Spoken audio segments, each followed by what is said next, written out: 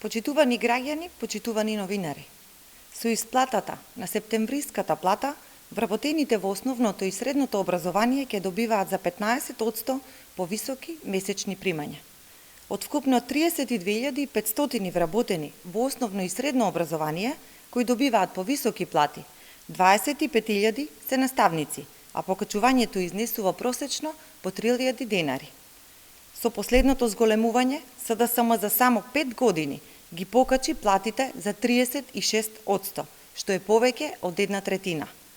Тоа е далеку поголемо зголемување на платите од време на владење на ВМРО ДПМНЕ, кога за период од 11 години платите во основното и средното образование беа зголемени за само 4%.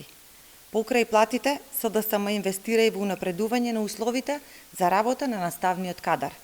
До сега, реконструирани или изградени се нови 80 објекти на основни и средни училишта низ целата држава.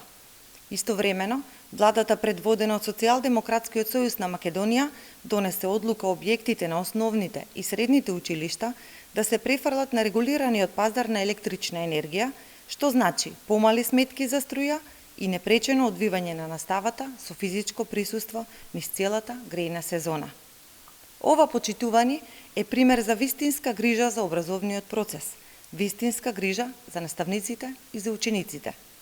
И во време на светска, економска и енергетска криза, Социјалдемократскиот сојуз на Македонија, преку владата и институциите што ги предводи, продолжува со вистинска грижа за сите граѓани и за сите сектори.